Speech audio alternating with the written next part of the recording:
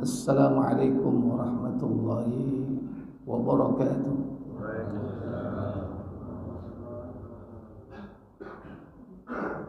Innal hamdalillah nahmaduhu wa nasta'inuhu wa nastaghfiruh wa na'udzu billahi min shururi anfusina wa min sayyiati a'malina. Man yahdihillahu fala mudilla lahu ومن يضلل فلا هادي له وأشهد أن لا إله إلا الله وحده لا شريك له وأشهد أن محمدا عبده ورسوله اللهم صل وسلم وبارك على محمد صلى الله عليه وعلى آله وأصحابه ومن تبعهم بإحسان إلى يوم الدين أما بعد. Puja dan puji syukur kita panjatkan kepada Allah Tabaraka wa Ta'ala yang telah melimpahkan nikmat kepada kita, khususnya pada pagi yang berbahagia ini dipertemukan kita kembali di majelis ini dalam keadaan sehat walafiat, dalam kondisi sebagai seorang muslim dan muslimah, berkumpul nikmat sehat dan nikmat iman,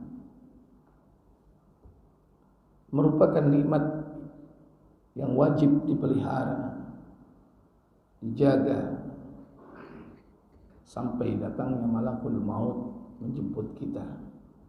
Semoga Allah Tabaraka wa Ta'ala telah memberikan kita nikmat di akhir hidup kita dengan husnul khatimah.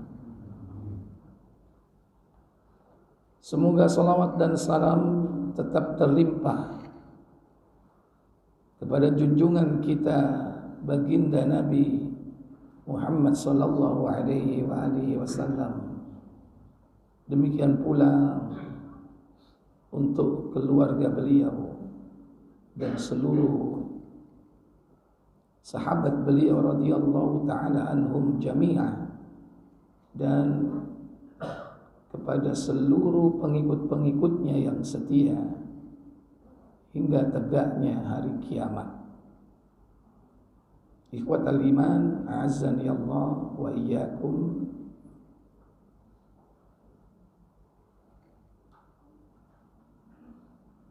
Setelah kita mempelajari pada pertemuan sebelumnya, yaitu adab kepada Nabi kita Muhammad sallallahu alaihi wasallam, yang terakhir bagaimana seorang mukmin bersolawat kepada Nabi sallallahu alaihi wasallam dengan solawat yang dituntunkan oleh Nabi sallallahu alaihi wasallam. Berikut pada kesempatan ini kita akan membahas tentang adab kepada para sahabat Nabi sallallahu alaihi wasallam. Sahabat Nabi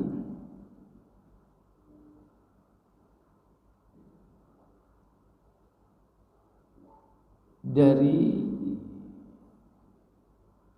kata sahabah yang artinya menemani. Jadi kalau sahabat, as-sahabatu atau sahabah yaitu teman. Kata sahabat ini terserap di dalam bahasa Indonesia menjadi sahabat. Sehingga kita mengenal ada istilah sahabat karib. Karib itu sendiri juga dari bahasa Arab, yaitu qarib.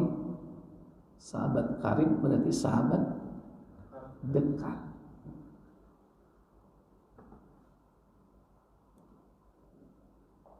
Adapun jamaknya ashabu. Ashab jamak dari sahabat. Sedangkan yang dimaksud dengan sahabat Nabi atau ashabun Nabi, para sahabat Nabi, itu orang-orang yang memiliki kriteria tertentu. Tidak semua orang menjadi sahabat Nabi jika tidak memenuhi kriterianya. Paling tidak ada 4 kriteria sebagai seorang sahabat Nabi itu. Yaitu yang pertama, dia hidup di zaman Nabi. Yang kedua, bertemu dengan Nabi. Yang ketiga, beriman kepada Nabi. Yang keempat, tetap di dalam keimanannya kepada Nabi sampai mati. Kalau 4 ini tidak berkumpul, maka dia bukan disebut sahabat Nabi sallallahu alaihi wasallam. Yang pertama, orang yang hidup di zaman Nabi. Makanya antum jangan mimpi jadi sahabat Nabi, karena hidup bukan di zaman Nabi. Di poin pertama aja udah gugur, antum udah gugur, nggak akan jadi sahabat. Jadi hidup di zaman itu, di zaman Nabi masih hidup. Yang kedua apa tadi? Bertemu Nabi sallallahu alaihi wasallam. Bertemu di sini bertemu secara langsung ya. Kalau bertemu dalam mimpi itu tidak masuk kriteria. Loh, saya ini hidup di zaman Nabi, saya pernah ketemu Nabi. Kapan? Mimpi. Jadi ketemu secara langsung walaupun hanya sekali. Sahabat. Berjumpa dengan Nabi sallallahu alaihi wasallam. Ada orang hidup di zaman Nabi tapi nggak ketemu sama Nabi. Dia bukan sahabat. Mungkin dia masuk kriteria yaitu tabi'in, bukan sahabat. Meskipun dia bersikeras untuk menemuinya, selalu gagal. Tapi orang ini beriman kepada Nabi SAW, hidup di zaman Nabi, beriman kepada Nabi, tapi nggak berjumpa. Saat datang ke Madinah, Nabi waktu itu keluar melakukan perang Tabuk. Yang ditemui Aisyah radhiyallahu taala anha. Siapakah dia? Uwais. Sopo sing jawab? Oh, enggak usah. Aku tak kaya dia sing jawab deh. Ya wis. Meneng wae ta niku, gak ngerti karepe.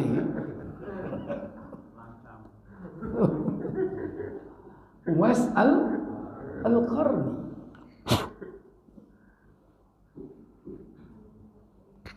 Padahal luar biasa kesempatan itu, bisa menemui Nabi. Karena kesibukan beliau. Apa kesibukan beliau? Birrul walidain, berbakti kepada ibunya. Kala itu masih punya ibu ya. Jadi bukan sahabat karena tidak berjumpa dengan Nabi. Beriman kepada Nabi, hidup di zaman Nabi, tapi nggak berjumpa. Yang ketiga, apa? Hidup di zaman Nabi, bertemu dengan Nabi. Syarat ketiga, beriman kepada Nabi. Kalau nggak beriman, walaupun dia hidup di zaman Nabi, berjumpa dengan Nabi, dia tidak akan termasuk kalangan sahabat. Bisa jadi justru sebaliknya, dia adalah musuhnya Nabi. Abu Jahal ketemu Nabi nggak? Di zaman Nabi kan dia hidup. Abu Lahab ketemu Nabi nggak? ketemu Nabi. Abu Thalib ketemu Nabi nggak? Ketemu Nabi. Hidup di zaman Nabi, tapi tidak beriman kepada Nabi. Mending Abu Jundi, ya, nggak bertemu Nabi, tidak di zaman Nabi, tapi beriman. Mudah-mudahan imannya sampai mati. Aminono. Wong nek ndongakno wong liya iku malaikat sing cedhek nang awakmu iku ndongakno walakal mithl, bagimu doa seperti itu. Itu rahasianya sing sering-sering ndongakno menungso. Amin. Makane nek ana wong melarat ndongakno sugih. Amin. Cek cepet sampean melok sugih. Makane nek ana wong ta'addud ndongakno. Amin.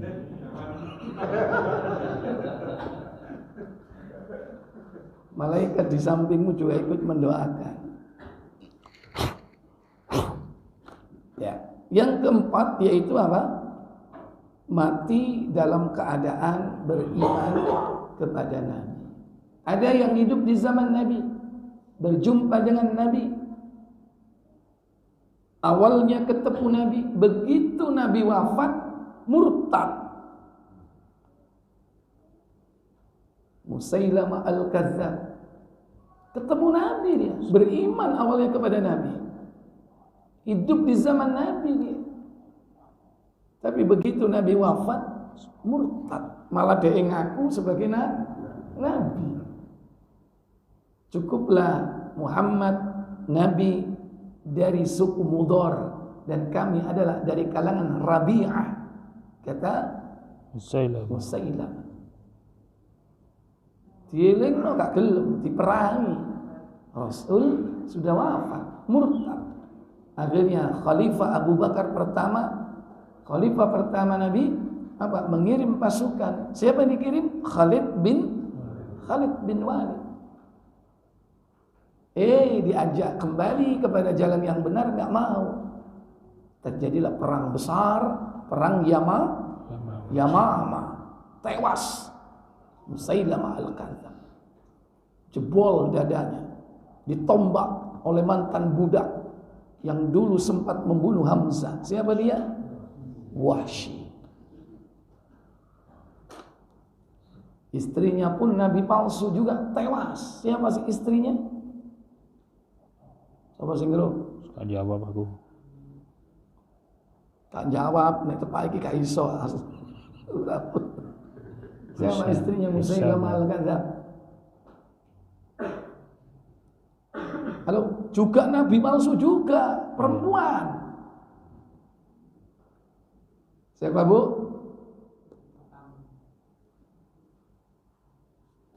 Murine tok sing ngelingi. Sajah At-Tamimah. Dari Bani Tamim itu, Sajah At-Tamimah. Nabi palsu perempuan. Ya, itu contoh. Orang-orang murtad yang sebelumnya dia beriman, sepeninggal Nabi dia kufur. Maka jika 4 kriteria ini ada pada diri seseorang, dia adalah sahabat Nabi sallallahu alaihi wasallam.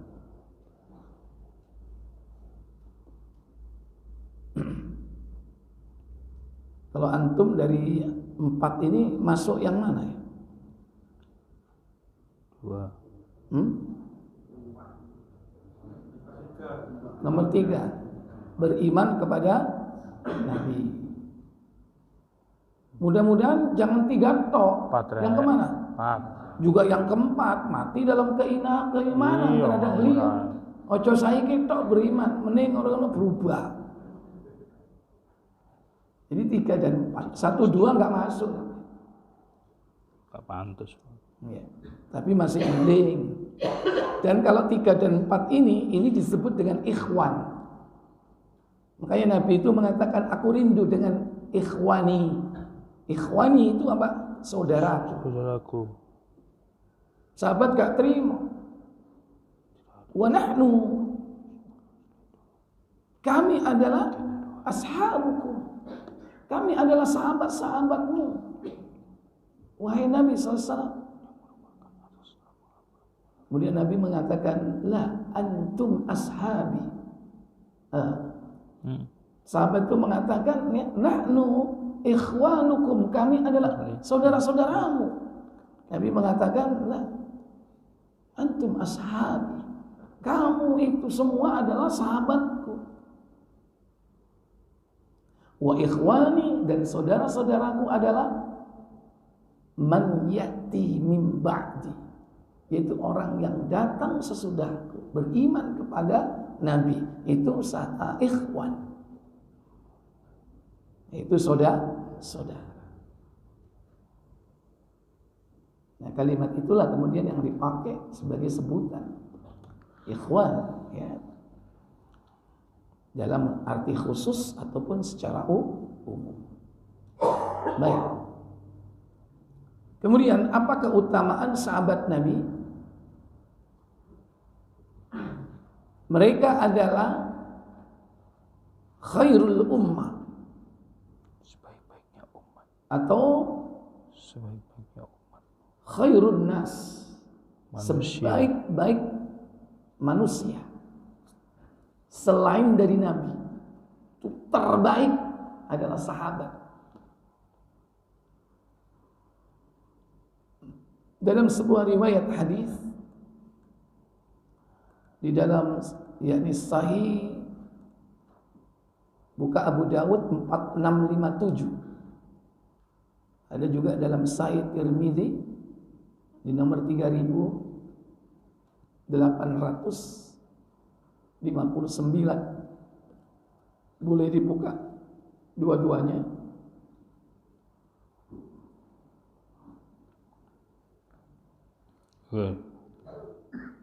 Ya. Silakan. Abu Daud. Dari Imran bin Husain radhiyallahu anhu berkata, Rasulullah sallallahu alaihi wasallam beliau bersabda, apa sabda beliau? Sebaik-baik umatku adalah mereka yang ada di zaman saat aku diutus. Iya. Khairun nas qarni.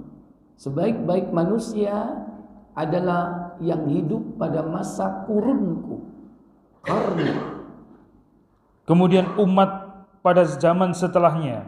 Tsummal ladzina yalunahum. Kemudian orang yang hidup pada masa sesudahnya. Kemudian umat pada zaman setelahnya. Tsummal ladzina yalunahum. Kemudian orang-orang yang hidup sesudahnya. Orang-orang di sini adalah yaitu yang beriman kepada Nabi, beriman sampai mati. Kalau dia di zaman Nabi, dia adalah sahabat. Itulah yang hidup di masa Nabi. Hidup di masa Nabi, beriman kepada Nabi, berjumpa dengan Nabi tentunya. Maka dia adalah sebaik-baik umat.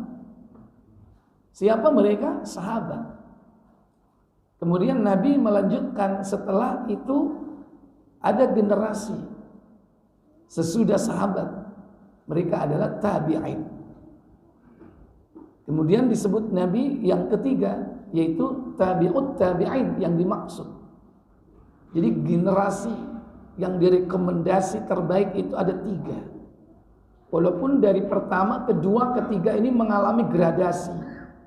Dari segi kualitasnya turun.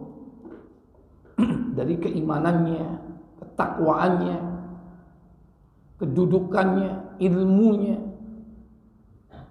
itu turun. Walaupun perkembangan ilmu pengetahuan semakin maju pesat di zaman tabi'in, tabi'ut tabi'in, sehingga dirumuskan keilmuan itu secara sistematis ya, dan teruji gitu.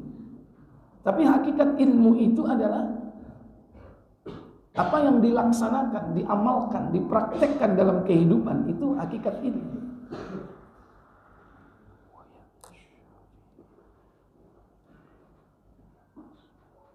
Maka di zaman Nabi SAW belum ada itu disiplin ilmu seperti ya, ilmu fikih yang dirumuskan para a'immah, ya. Kemudian ada metodologi bagaimana menetapkan suatu perkara hukum dan sebagainya. Tapi sungguh pun demikian, di zaman Nabi itu langsung praktek diamalkan oleh para sahabat. Mereka faham dan mengamalkannya. Tidak sekedar tidak sekedar teori, tidak sekedar kognitif, tapi dari segi sikapnya, attitude-nya itu terbaik sikap mereka. Apalagi perilakunya, terbaik perilakunya.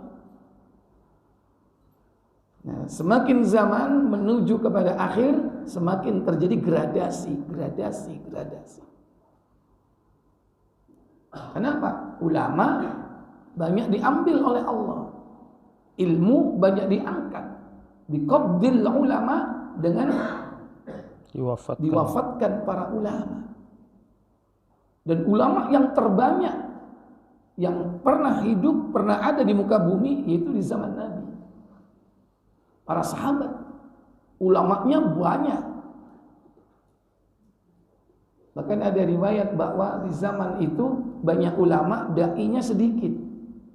Di akhir zaman dibalik, ulamanya sedikit, da'inya banyak. Tapi yang bahaya itu kalau sudah nggak ada ulama, nggak ada da'i, itu sudah. Nah, jadi Nabi SAW menyebutkan 3 generasi terbaik, the gold generation, ya. Generasi apa? Emas, kalau kita boleh bahasakan seperti itu. Generasi emas, generasi terbaik umat. Kemudian Allah Tabaraka wa Ta'ala menyampaikan di dalam banyak ayat bahwa sahabat ini mendapatkan keridhaan dari Allah Jalla wa'ala. Kalau tidak bisa dikatakan gelar, bisa disebut dengan sebutan radhiyallahu anhum. Dan belum ada manusia yang mendapatkan sebutan radhiyallahu ta'ala anhum kecuali siapa? Sahabat. Allah meridhoinya. Jangankan langsung dari Allah, tertulis dalam kitabnya. Satu university di muka bumi ini ada nggak yang mengeluarkan titel radhiyallahu anhu? Ada nggak? Nggak ada. Dan mereka nggak berani, karena ini bukan main-main. Karena ini nas dari langit, bahwasanya mereka ini betul-betul dapat ridho dari Allah. Allah katakan dalam surah At-Taubah ayat 100, was-sabiquna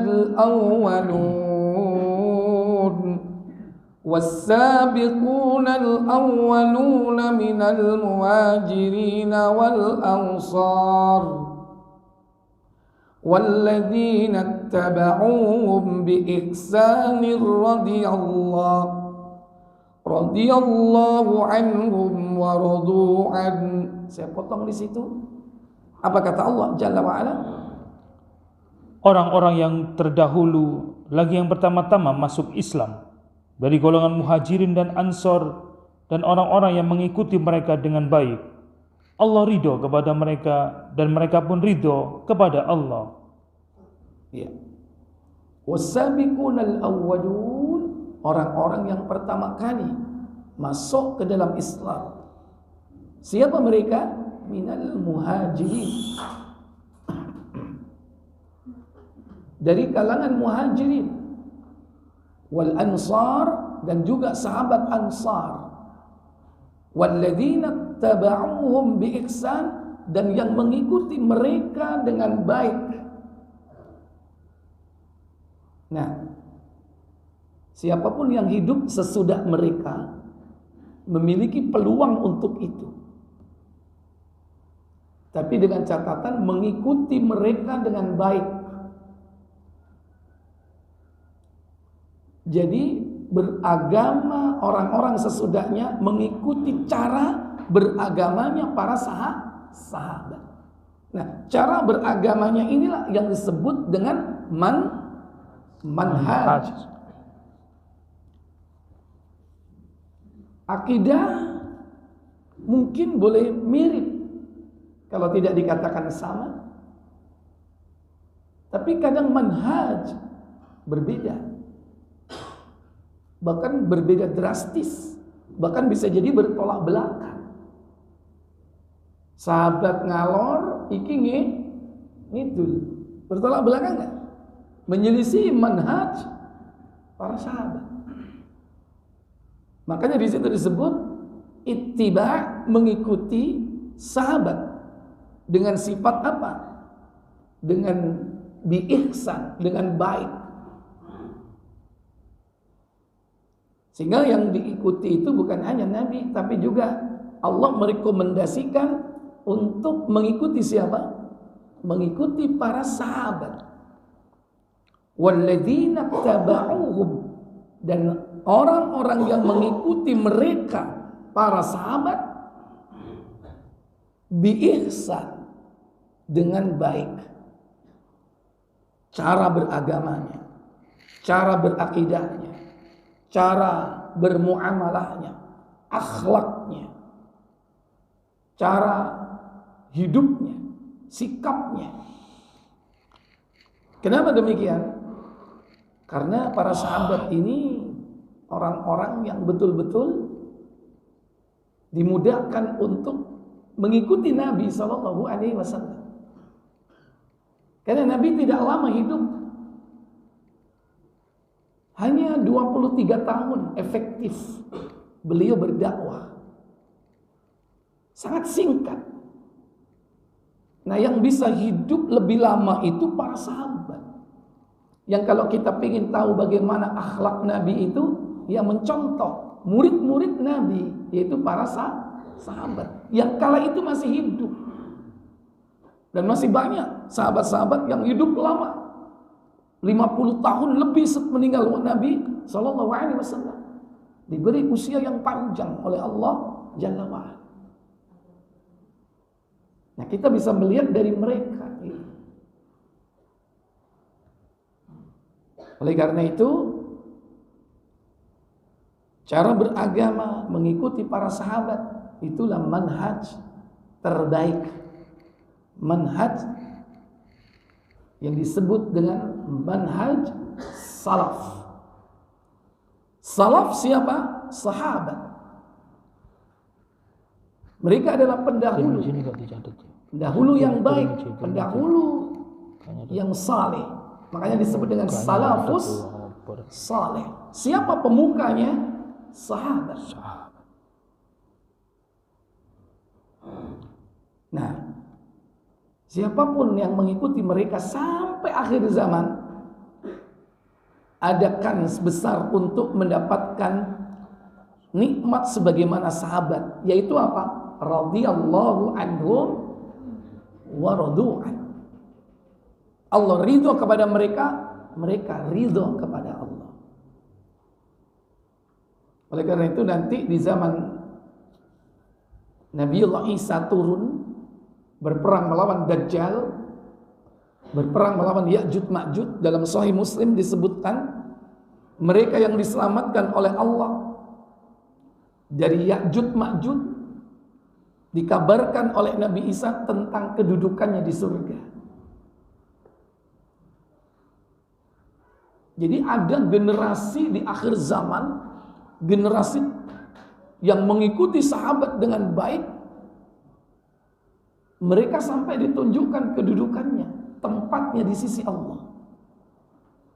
Berarti mirip dengan apa yang disebutkan dalam banyak ayat Al-Quran tentang orang-orang yang masuk surga di kalangan sahabat. Mulai dari ring pertama kan sahabat itu berapa yang masuk surga? 10 sahabat yang masuk surga. Jamin. Sampai ring berikutnya, mereka yang ikut perang Badar, mereka yang berjanji di bawah Baitur Ridwan, mereka yang dijamin masuk surga. Baik.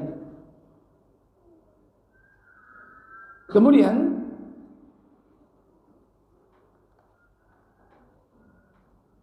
kita diperintahkan oleh Allah Tabaraka wa Ta'ala untuk mencintai para sahabat. Sekalipun mereka tidak maksum, sekalipun mereka berdosa, tidak sebagaimana Nabi maksum, tetapi kita wajib memberikan uzur kepada mereka. Bahkan dianjurkan oleh Nabi mencintainya. Dalam sebuah hadis yang ada di dalam Sahih Tirmizi 3900, juga ada di dalam Sahih Ibnu Majah nomor 134.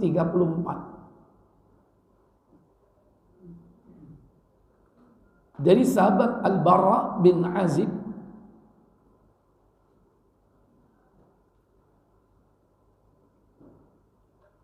bahwasanya ia mendengar Nabi mengatakan tentang sahabat Ansar. Silakan.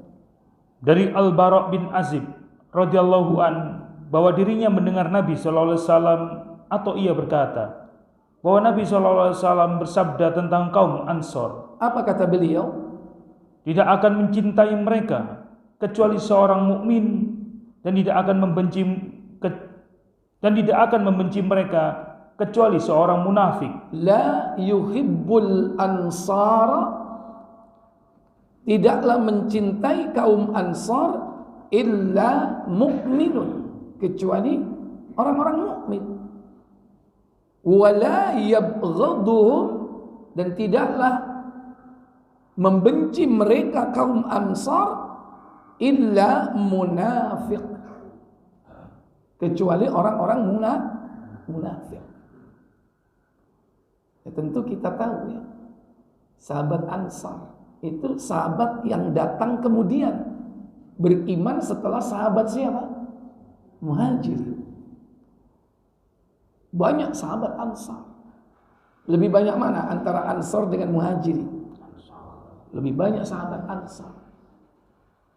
Nabi tidak mengatakan orang yang mencintai sahabat Muhajirin, tidak. Karena Muhajirin dikit. Tapi Nabi mengatakan orang yang mencintai sahabat Ansar, otomatis dia mencintai Muhajirin. Karena kita ini apa? Dianjurkan untuk mendoakan mereka, para sahabat Nabi sallallahu alaihi wasallam. Sama ketika kita mengucapkan kalimat radhiyallahu anhu, setiap kali kita menyebut nama mereka, itu bagian daripada doa.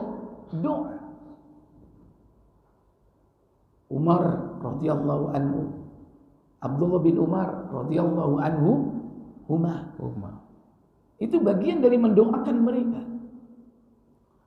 Dan itu termasuk di antara bentuk cinta. Minimal itu minimal. Karena antum tidak pernah berjumpa dengan mereka. Dan termasuk ketika antum membaca hadis, ya, diriwayatkan dari siapa, kemudian terakhir an Abi Hurairah radhiyallahu anhu. Itu kalau orang enggak cinta, itu enggak mungkin disebut. Dan bahkan alergi mengucapkan kalimat itu. Kalaupun dia melakukannya, mengucapkan kalimat atau menyebut nama sahabat, kalau dia membencinya, bukan radhiyallahu anhu, tapi laknat yang disampaikan. Itulah yang dilakukan oleh orang-orang Syiah. bukan radhiyallahu anhu yang diucapkan mereka. Makanya hakikat daripada orang munafik siapa? Mereka yang membenci sahabat. Kemudian apa kata beliau selanjutnya? Barang siapa yang mencintai mereka, maka Allah akan mencintainya. Man ahabbahum fa ahabbahullahu. Siapa yang mencintai mereka, maka Allah akan mencintainya. Sebaliknya, dan barang siapa yang membenci mereka, maka Allah akan membencinya. Wa man abghadahum fa abghadahullahu. Maka siapa yang membenci sahabat, yakni sahabat Ansor, maka Allah akan membencinya. Maka kita harus mencintainya dan mengikuti perjalanan mereka, mengucapkan radhiyallahu anhum, dan selalu mengikuti yakni sikap, perilaku, karena mereka adalah orang-orang yang betul-betul ambisi untuk mencari kebaikan dari Rasulullah. Tidak ada orang yang paling berambisi untuk melakukan kebaikan melainkan sahabat. Dan tidak ada orang yang betul-betul mempraktekkan sunnah Rasulullah kecuali sahabat. Sahabat di sini seluruhnya. Artinya apa? Mereka ini melengkapi satu dengan yang lain. Satu sisi ada sahabat yang memang spesifik di dalam melakukan sunnah Nabi, tapi tidak sunnah yang lain. Tapi sahabat yang lain, dia melakukan sunnah Nabi dalam bentuk yang lain secara spesifik. Sehingga dengan banyaknya jumlah sahabat ini lengkap. Kalau Nabi kan memang satu pribadi yang melakukan secara keseluruhan. Makanya Nabi dikatakan Aisyah, kana khuluquhul Quran. Akhlaknya adalah Al-Quran.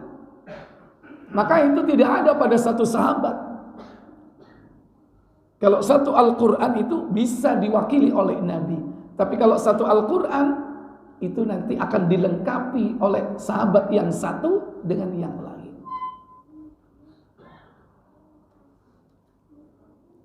Berikut kita dianjurkan mengikuti sunnah mereka para sahabat.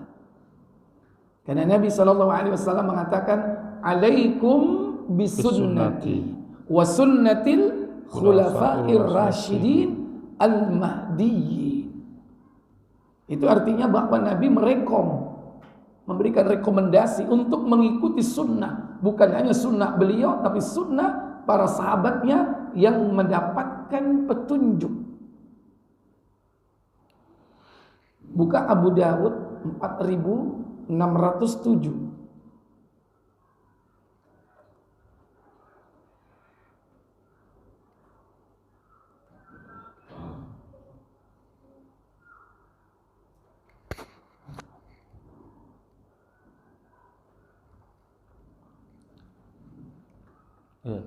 Silakan.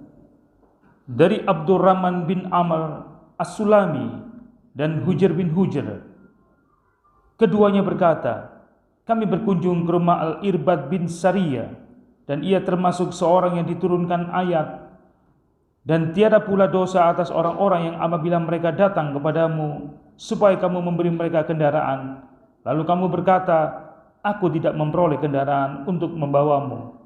Quran Surat At-Taubah ayat 92. Kemudian kami mengucapkan salam kepadanya, dan kami berkata, kami datang untuk menziarahimu, duduk-duduk denganmu, dan ingin mendengarkan yang berharga darimu. Al-Irbad berkata, suatu hari Rasulullah SAW salat bersama kami, dan setelah itu beliau menghadap kepada kami, lalu memberi kami nasihat yang sangat berharga, yang membuat mata melinangkan air mata, dan hati pun tergetar. Maka ada seorang berkata, wahai Rasulullah, seakan-akan ini adalah nasihat perpisahan. Pesan apa yang akan engkau sampaikan kepada kami? Beliau berkata, aku wasiatkan kepadamu agar bertakwa kepada Allah dan tunduk serta taat, meskipun seorang hamba sahaya yang hitam menjadi pemimpinmu. Itu pesan Nabi yang pertama. Usikum bitaqwallah wassama watta'a wa in 'abdan habasyian. Aku wasiatkan kepada kalian agar bertakwa kepada Allah, mendengarkan, mentaati, sekalipun kelak kalian dipimpin budak hitam dari negeri Habsyah atau Ethiopia. Pesan beliau yang kedua, sesungguhnya orang-orang yang hidup setelahku akan mendapatkan perselisihan yang banyak. Maka hendaknya kalian berpegang teguh kepada sunnahku dan sunnah khalifah pengganti setelahku yang mendapatkan petunjuk. Ya. Nabi SAW kemudian mengatakan, wa iya isminkum ba'di fasayara ikhtilafan katsira. Jika kau hidup lama sesudahku, kalian akan berjumpa dengan perselisihan yang banyak. Maka Nabi kemudian memberikan tips. Jalan keluarnya adalah alaikum bisunnati. Maka berpegang teguhlah kalian kepada sunnahku dan wa sunnatil khulafa'ir rasyidin, yaitu sunnah para pemimpin pengganti sesudahku yang mendapatkan petunjuk dari Allah Jalla wa'ala. Bagaimana sikap kita kepada sunnah mereka itu? Lanjut. Peganglah dan genggamlah erat-erat. Berhati-hatilah kalian dengan perkara-perkara yang baru. Karena setiap perkara yang baru atau yang diada-adakan adalah bid'ah. Dan setiap yang bid'ah adalah sesat. Ya, Nabi SAW kemudian mengatakan, tamassaku biha, genggamlah sunnah itu, wa'addu 'alaiha bin nawajid, dan gigit sunnah itu dengan gigi gerahammu. Artinya pegang teguh dengan kuat, jangan dilepas. Sekalipun panas, bagai memegang bara api. Jika bara itu kau lepas, dia akan padam. Jika sunnah kau tinggalkan, dia akan mati. Kalau sudah sunnah mati, yang hidup dan tumbuh adalah apa? Lawan dari sunnah, bid'ah. Maka hakikat orang yang menghidupkan bid'ah itu mematikan apa? Mematikan sunnah. Itu sudah menjadi hukum sunnatullah. Berbanding berbalik itu. Baik. Berikut di dalam sebuah riwayat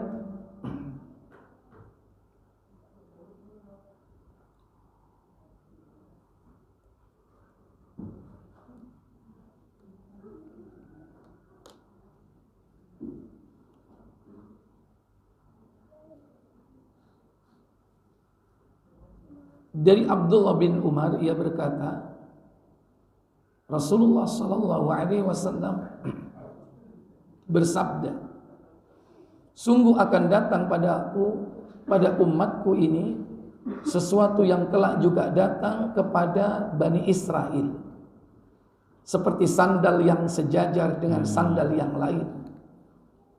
Sampai-sampai ada salah seorang dari mereka yang tega menjima istrinya secara terang-terangan. Maksudnya di tempat terbuka. Pada umatku ini akan ada orang yang berbuat seperti itu. Sesungguhnya Bani Israel akan terpecah menjadi 72 golongan. Sedangkan umatku akan terpecah menjadi 73 kelompok. Semuanya akan masuk neraka kecuali satu golongan saja. Maka Rasulullah SAW ditanya, man hum ya Rasul, siapa mereka? Nabi kemudian mengatakan, ma ana alaihi wa ashabi. Ma ana alaihi wa ashabi. Mereka adalah orang-orang yang berada di atas jalanku dan jalan sahabatku. Berarti Nabi merekomendasi siapa yang diikuti? Sahabat.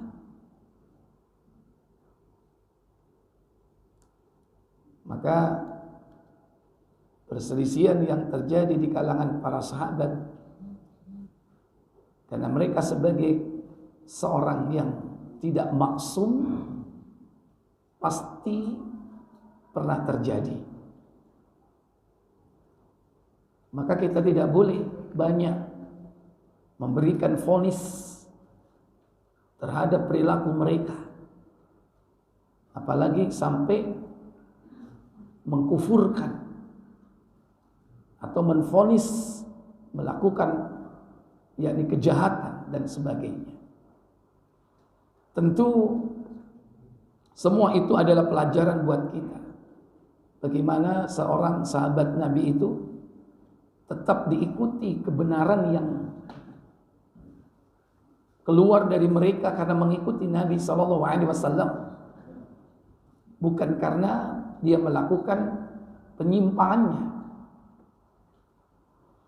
Maka kita memberikan udzur kepada mereka dengan tidak membicarakan tentang penyimpangan-penyimpangan yang terjadi kalaupun itu ada pada mereka. Kenapa demikian? Karena di antara kita ini tidak akan bisa sanggup mengejar ketinggalan kita dengan mereka. Jauh. Infak yang hari ini kau berikan di jalan Allah, emas segede gunung Uhud, nggak akan bisa menandingi infak mereka. Sekalipun infak mereka itu sedikit. Itu menunjukkan apa? Menunjukkan bahwa para sahabat ini sudah mencapai derajat ketinggian kedudukan yang tidak akan bisa dicapai oleh siapapun. Oleh karena itu, ketika ada seorang sahabat Nabi membaca surat At-Taubah pada ayat ke-100, orang itu ditarik sama Umar bin Khattab. Siapa yang mengajari kamu seperti ini? Dia sebutkan sahabat yang lain. Kemudian, ayo, benar gak kamu diajari olehnya? Ayo kita datang ke sana. Begitu sudah bertemu dengan sahabat itu, apa kata Umar bin Khattab? Buka tafsirnya coba. At-Taubah ayat 100.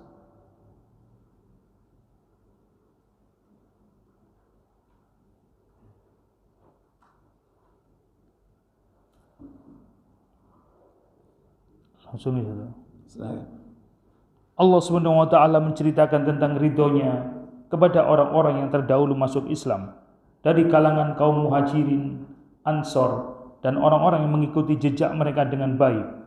Allah ridho kepada mereka, untuk itu Dia menyediakan bagi mereka surga-surga yang penuh dengan kenikmatan dan kenikmatan yang kekal lagi abadi. Asy-Sya'bi mengatakan bahwa orang-orang yang terdahulu masuk Islam dari kalangan kaum Muhajirin dan Ansor ialah mereka yang mengikuti Bai'at Ridwan pada tahun perjanjian Hudaybiyah. Abu Musa Al-Ansari, Sa'id ibnu Musayyab, Muhammad ibnu Sirin, Al-Hasan dan Qatadah mengatakan bahwa mereka adalah orang-orang yang sholat menghadap kedua arah kiblat bersama-sama Rasulullah SAW. Muhammad ibnu Ka'ab Al-Qurasi mengatakan bahwa Khalifah Umar ibnu Khattab melewati seorang lelaki yang sedang membaca firmannya, yaitu orang-orang yang terdahulu lagi yang pertama-tama masuk Islam di antara orang-orang Muhajirin dan Ansor. Quran surat At-Taubah ayat 100. Maka Umar memegang tangan lelaki itu dan bertanya, siapakah yang mengajarkan ayat ini kepada kamu? Lelaki itu menjawab, Ubay ibnu Ka'ab. Umar berkata, kamu jangan berpisah dariku sebelum aku hadapkan kamu kepadanya. Dia mengklaim bahwa yang mengajari ayat itu adalah siapa tadi? Ubay bin Ka'ab. Ubay bin Ka'ab. Kemudian Umar bin Khattab cross check, benar nggak kamu itu diajari oleh Ubay bin Ka'ab? Akhirnya orang ini diajak menemui siapa? Ubay bin Ka'ab. Kemudian setelah Umar menghadapkan lelaki itu kepada Ubay, Umar bertanya, apakah engkau telah mengajarkan bacaan ayat ini kepadanya dengan bacaan yang demikian? Ubay bin Ka'ab menjawab, iya. Umar bertanya, apakah engkau mendengarnya dari Rasulullah SAW? Ubay bin Ka'ab menjawab, iya. Umar berkata, sesungguhnya aku berpendapat sebelumnya bahwa kami para sahabat telah menduduki tingkatan yang tertinggi yang tidak akan dicapai oleh orang-orang sesudah kita. Ya, cukup. Dari ayat yang dibaca tadi, At-Taubah ayat 100 menunjukkan bahwa apa? Sahabat ini generasi yang berada di puncak menara gading yang tidak akan pernah dicapai oleh siapapun. Ini perkataan Umar bin Khattab. Jadi sekalipun mereka itu bukan orang yang maksum, pastilah punya kesalahan. Tapi kita memberikan udzur kepada mereka dan fokus kepada kebaikan-kebaikan mereka, bukan kepada apa? Kesalahan-kesalahan mereka. Dan itu sedikit kesalahan mereka dibandingkan dengan kebaikan mereka yang banyak gitu. Tapi orang yang benci kepada sahabat, mereka fokus kepada apanya? Kesalahannya. Bukan kepada perjuangannya, bukan kepada jihadnya, bukan kepada bagaimana mereka berjuang untuk Islam bersama Rasulullah Sallallahu Alaihi Wasallam. Oleh karena itu hati-hati antum, jangan sampai terkena subhat yang tidak akan pernah berhenti ditebarkan oleh musuh-musuh Allah di kalangan zanadiq, para zindiq. Pura-pura aja dia menebarkan subhat. Untuk apa? Membenci sahabatnya. Sebetulnya enter pointnya dari sahabat, tapi big pointnya adalah Nabi kita Muhammad SAW. Tujuan akhirnya yang disasar, yang dibidik itu siapa? Nabi. Karena orang yang membenci sahabat, bahkan menvonis sahabat telah kafir, hakikatnya dia telah tidak percaya kepada Nabi, menganggap bahwa Nabi tidak berhasil mendidik para sahabatnya, dan bahkan Nabi dianggap tidak berhasil mendidik para istrinya. Cuman gak berani ngomong langsung, secara lugas gak berani. Tapi caranya begitu, ngepek pinggir ya, dari samping.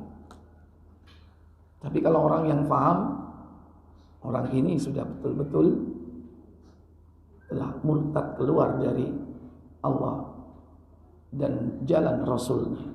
Wallahu a'lam. Kemudian mendoakan para sahabat Nabi. Ini bagian daripada akhlak mulia para pengikut Nabi dan para sahabatnya. Sebagaimana di dalam Al-Quran kita dianjurkan berdoa, yaitu di dalam surah Al-Hasyr pada ayat yang ke-10, surah 59. وَالَّذِينَ جَاءُوا مِن بَعْدِهِمْ يَقُولُونَ رَبَّنَا اغْفِرْ لَنَا وَلِإِخْوَانِنَا الَّذِينَ سَبَقُونَا بِالْإِيمَانِ وَلَا تَجْعَلْ فِي قُلُوبِنَا غِلًّا لِّلَّذِينَ آمَنُوا Rabbana innaka ra'ufur rahim. Apa kata Allah? Dan orang-orang yang datang sesudah mereka, yaitu Muhajirin dan Ansor, mereka berdoa, Ya Rabb kami, beri ampunlah kami dan saudara-saudara kami yang telah beriman lebih dulu dari kami, dan janganlah Engkau membiarkan kedengkian dalam hati kami terhadap orang-orang yang beriman. Ya Rabb kami, sesungguhnya Engkau Maha Penyantun lagi Maha Penyayang. Walladzina ja'u min ba'dihim, dan orang-orang yang datang sesudah mereka, sesudah para sahabat. Termasuk kita atau tidak? Termasuk kita atau tidak? Iya. Termasuk. Pokoknya yang datang sesudah sahabat, tabi'in, tabi'ut tabi'in. Sesudahnya apa sebutannya? Ikhwan. Ya. Ikhwan ya, termasuk kita sampai akhir zaman nanti menjelang hari kiamat. Itu dalam koridor ayat ini, tidak keluar dari apa yang disebutkan Allah yang datang setelah mereka. Apa adab etikanya? Dia berdoa. Dia ucapkan kalimat, Rabbana ighfir lana. Wahai Rabb kami, ampunilah kami. Ini sebagai bentuk adab etika dalam berdoa. Sebelum mendoakan orang lain, doa untuk diri sendiri. Minta ampun kepada Allah untuk diri kita sendiri. Baru setelah itu apa? Untuk orang lain. Wa li ikhwanina alladzina sabaquna bil iman. Dan juga ampunilah dosa, yaitu saudara-saudara kami yang telah beriman, alladzina sabaquna bil iman, yang telah beriman terlebih dahulu. Siapa yang beriman lebih dahulu? Para sahabat. Siapa? Para tabi'in. Siapa? Para tabi'ut tabi'in. Siapa? Para a'immah, terus para ulama. Kita memintakan ampun mereka. Dan yang paling dekat dengan kita siapa? Para asatid, guru-guru kita. Itu yang telah beriman lebih dahulu. Mintakan dia ampun. Jangan malah difitnah. Gurunya difitnah. Padahal dia dapat ilmu dari gurunya. Gurunya ditahzir. Kalau enggak? Nazir guru. Ada. Ini terjadi. Enggak mau memberi uzur gitu. Dia itu manusia biasa. Kalau antum berakhlak, datangi, diskus dengan dia gitu. Diskusi. Mungkin kita belum nyampe ilmunya. Atau kalau ada subhat dengan diskusi dua mulut, bukan 4 mata. Nek buta yo kaiso 4 mata. Berbicara 2 mulut. Jangan orang yang sudah memberi kalian ilmu ditakdir, dijelek-jelekin di tempat umum, ya kan? Apalagi di atas mimbar, apalagi dengan rekam jejak yang tidak akan pernah bisa hilang, yaitu apa? Medsos. Ini akhlak kita kepada para pendahulu kita yang telah lebih beriman. Puncaknya siapa? Sahabat. Dan generasi-generasi sesudah dan yang paling dekat yaitu siapa? Guru-guru kita. Wala taj'al fi qulubina, jangan kau jadikan kepada kami wahai Allah apa? Ghillan, dalam hati apa? Berupa kedengkian, ghil, lilladzina amanu, kepada orang-orang beriman. Rabbana, wahai Rabb kami, innaka raufur rahim, sesungguhnya engkau maha pengampun, sesungguhnya engkau maha penyantun lagi maha penyayang. Maka sebaliknya, kalaupun ada kedengkian dalam hati, jangan sampai itu sampai terucap. Bisa jadi mungkin kedengkian itu sudah mulai tumbuh, dan tumbuhnya ini semakin besar, tapi belum sampai dia sempat mengucapkan itu. Maka peringatan terakhir adalah jangan sampai mencela.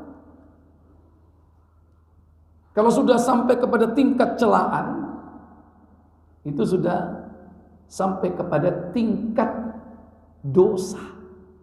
Karena orang itu masih diberi maklum selagi apa yang tersembunyi di dalam hatinya tidak terucap dan tidak dilakukan dengan perbuatan.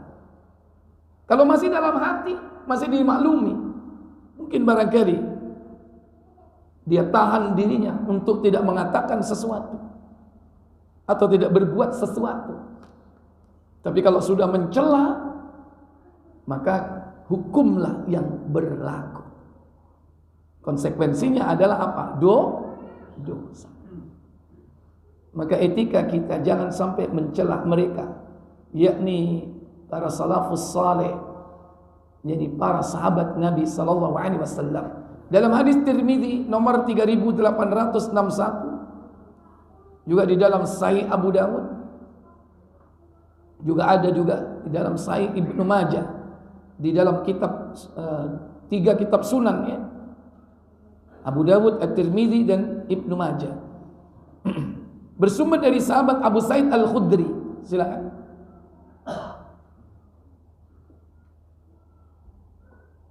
Dari Abu Sa'id Al-Khudri radhiyallahu an, yaitu Abu Sa'id berkata, Rasulullah SAW bersabda, janganlah mencaci sahabat-sahabatku, demi zat yang jiwaku berada dalam kekuasaannya. Seandainya salah seorang di antara kalian menginfakkan emas sebesar gunung Uhud, niscaya tidak akan menyamai pahala satu mud salah seorang di antara mereka, yaitu sahabat Nabi, dan tidak pula menyamai pahala setengahnya. Iya. Ini mungkin barangkali sabda Nabi yang relevan dengan ucapan Umar ibn Khattab, bahwa kami para sahabat merasa bahwa memiliki kedudukan yang tinggi tidak akan bisa dicapai oleh siapapun orang-orang sesudahnya. Karena Nabi sendiri mengatakan sebagaimana hadis ini, fawalladzi nafsi biyadi, demi Allah yang jiwaku berada di tangannya, kata Nabi, lau anna ahadukum anfaqa mithla uhudin dhahaban, sekiranya kalian menginfakkan hartamu berupa emas segede gunung Uhud. Ono enggak wong duwe emas gedene gunung Uhud? Gunung paling cilik nang kene gunung apa? Iki lho ngarep lho sing sampean munggah lho.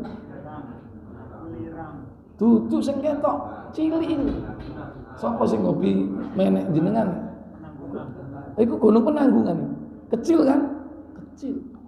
Dibandingkan gunung Uhud lebih gede mana? Uhud itu panjangnya 7 kilo. Ini berapa kilo? Alah, 500 meter. Belum ngukur. Oh, belum ngukur. Ya sok parok ngukur. Ya. Enggak ada orang punya emas segede gunung Uhud. Segede tempat ini aja enggak ada. Ini memakai majas ya. Nabi menyampaikan hadis kadang dengan majas.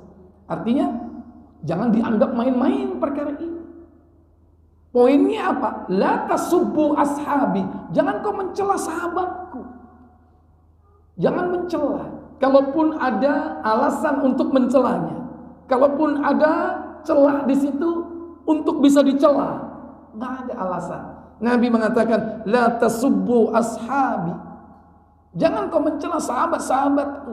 Demi Allah yang jiwaku berada di tangannya, sekiranya kau berinfak emas segede gunung Uhud, niscaya ma adraka mudda ahadihim, tidak akan mampu menyamai, menandingi infak mereka walaupun satu mud. Ini satu mud, 2 tangkup tangan, ini satu mud. Mbo isine opo iki? Mbo kurma, mbo gandum, taruhlah emas, ya kan? Tapi nggak ada dulu emas segede itu. Satu mudnya saja, wala nasifau, bahkan separuh mudnya saja.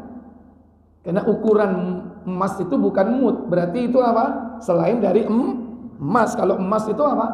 Tetap memakai apa? Gram atau karat. Itu dinar. Karena di zaman Nabi sudah ada emas dan perak. Tentu Nabi akan menyebutkan dengan apa? Dinaron wa dirhaman. Tapi Nabi tidak menyebutkan dinar dirham, menyebutkan mud. Berarti apa? Yoneka gandum, kurma, apa meneh? Nek sampean beras, jagung, ya. Subhanallah. Jauh kan? Satu mud gandum dengan emas segede gunung Uhud, jauh enggak? Tapi masih lebih baik infaknya sahabat satu mud gandum. Wis ketemu piro sampai esok nandingi sahabat. Enggak akan bisa.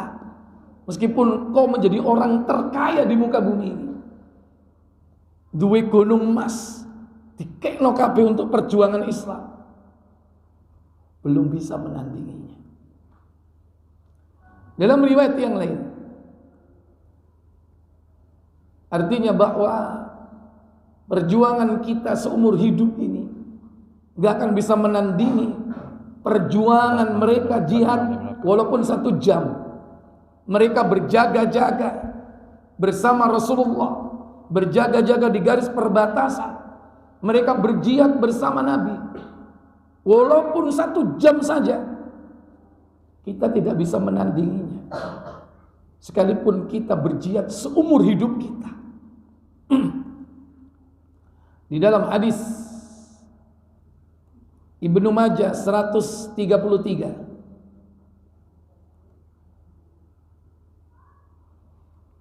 dari sahabat Nusair bin Zu'luq,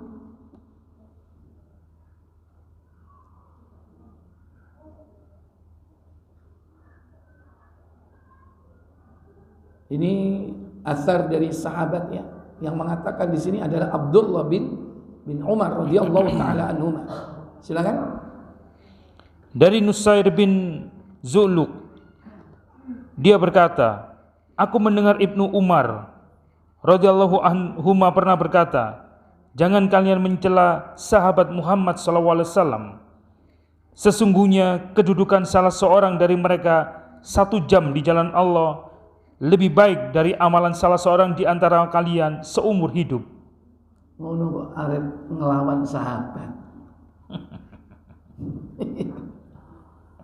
Ketemu piro terus kita ini mencela sahabat itu ketemu piro gitu. Abdullah bin Umar mengatakan, la tasubbu ashab Muhammadin. Jangan kalian mencela sahabat-sahabat Nabi Muhammad sallallahu alaihi wasallam. La muqamu ahadihim sa'ah. Kedudukan mereka di jalan Allah, pokoknya di jalan Allah bersama Nabi sallallahu alaihi wasallam, walaupun hanya 1 saat saja, khairun, itu masih lebih baik daripada apa? Min amali ahadikum umrah. Yakni apa? Daripada amalan perbuatan kalian, berjihad kalian di jalan Allah selama seumur hidupmu. Mungkin barangkali umurmu 70 tahun, 90 tahun, 100 tahun. Taruhlah 1000 tahun kalau ada orang yang usianya segitu. Masih gak ada bandingannya. Walaupun sahabat cuman berapa, Pak? 1 jam. 1 jam, Pak. Subhanallah. Nek ngono enak ya urip zaman saiku. Tentu. Sak jam tok mbek Nabi wis ngono. Lah Tentu. niku aku urip zaman sahabat Nabi, ketemu Nabi. Pak. Gorong karuan kon beriman dengan Nabi. Bisa jadi kau memihak Abu Jahal. Jangan berandai-andai ya. Umpama aku zaman Nabi ngono, kepethuk Nabi sak jam wis luar biasa amalku itu. Belum tentu. Kenapa? Situasi dan kondisi itu tidak seperti sekarang. Dulu mencekam. Ono mana? Dulu. Inilah keutamaan dari sahabat Nabi sallallahu alaihi wasallam dan bagaimana kita umat Nabi beretika kepada mereka. Nah, apa yang kita sudah dapatkan ini sebagai bekal agar jangan sampai kita ini terkena virus subhat yang ditebarkan oleh orang-orang yang memusuhi Allah dan Rasulnya, yang interpointnya dia apa? Mencari-cari kesalahan di kalangan sahabat Nabi sallallahu alaihi wasallam. Semoga bermanfaat untuk kita pembahasan kita pada pagi ini. Saya cukupkan. Wa akhiru da'wana walhamdulillahi rabbil alamin. Wassalamualaikum warahmatullahi wabarakatuh. Silakan. Seperti biasa kalau ada pertanyaan saya beri kesempatan.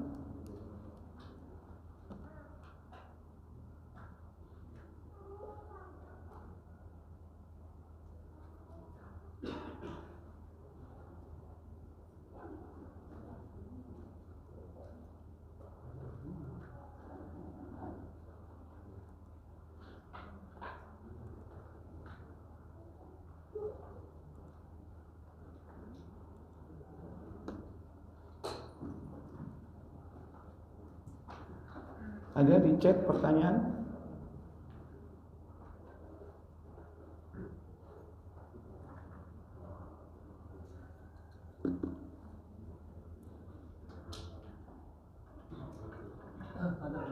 Silakan, Pak.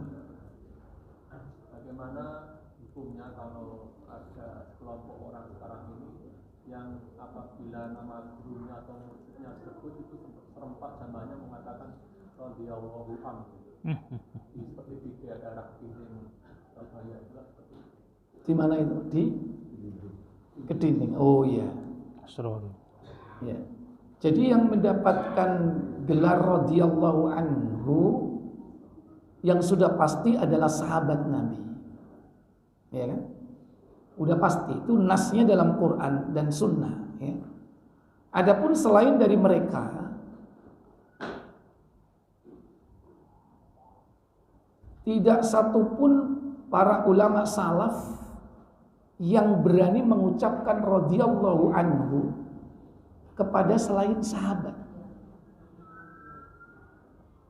Paling banter doa yakni rahimahullah atau Allahu yarham. Kalau itu sudah meninggal.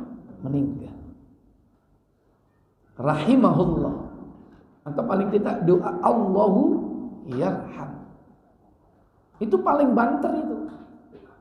Nah, kalau yang masih hidup sama berdoa yaitu hafizahullah, semoga Allah memeliharanya, menjaganya agar tetap istiqomah dalam keimanan dan amal solehnya. Itu maksudnya.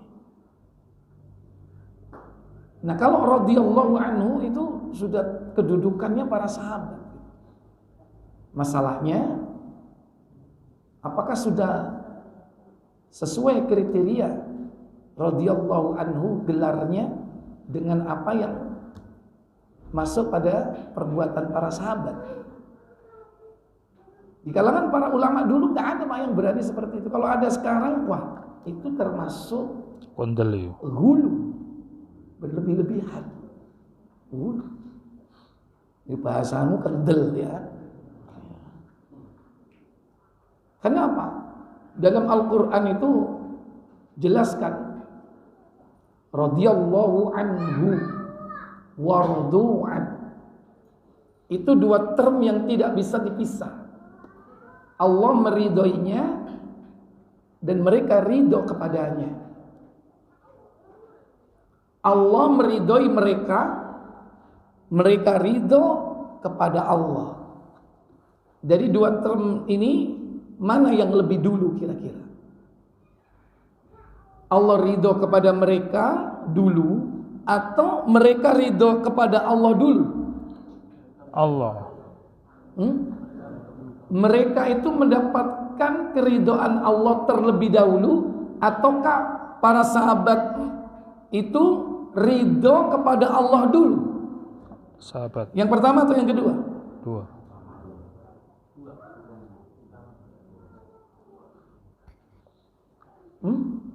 Allah meridhoi mereka dulu atau mereka ridho kepada Allah dulu?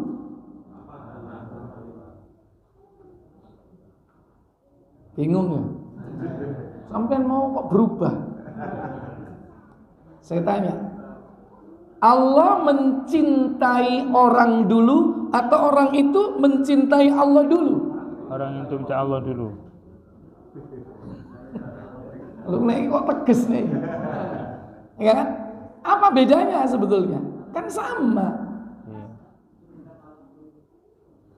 Bagian dari keridhaan itu di dalamnya ada kecintaan. Jadi orang itu dicintai Allah dulu atau orang itu mencintai Allah dulu? Duh, mari jawab berubah mana ya, saya gagal menjawab.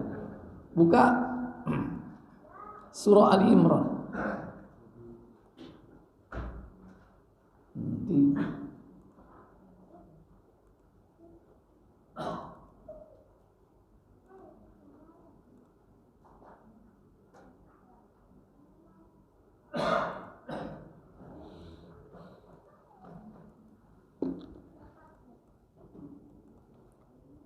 Ayat yang ke-31. Qul in kuntum tuhibbunallah fattabi'uni yuhibbukumullah wa yaghfir lakum dhunubakum wallahu ghafurur rahim. Apa kata Allah? Katakanlah Muhammad, jika kamu benar-benar mencintai Allah, ikutilah aku. Niscaya Allah mengasihi dan mengampuni dosa-dosamu. Allah Maha Pengampun lagi Maha Penyayang. Terjawab nggak dengan ayat ini? Terjawab nggak? Mana yang harus lebih dulu? Kita. Allah mencintai orang itu atau orang itu mencintai Allah dulu? Kita. Hah? Kita dulu. Manusia itu mencintai Allah dulu, baru Allah akan mencintai orang itu. Qul, katakan Muhammad, in kuntum tuhibbunallah, jika kau mengklaim dirimu mencintai Allah dan mencintai Rasul, include Pak. Cinta Allah itu include di dalamnya apa? Cinta Rasul. Cinta Rasul. Tapi kalau cinta Rasul tidak include cinta Allah. Abu Thalib cinta Rasul nggak? Cinta Rasul nggak Abu Thalib? Cinta Allah nggak?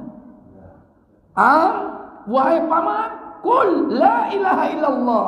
Dia ucapkan la ilaha illallah nggak? Enggak. Cinta Allah nggak? Tapi Abu Thalib cinta sama Nabi nggak? Cinta. Cinta kepada Nabi belum tentu include cinta Allah. Tapi kalau cinta Allah pasti include cinta Nabi. Kenapa? Orang yang mencintai Allah pasti dia akan taat kepada Allah, dan Allah memerintahkan cintai Nabi, maka dia pasti mencintai.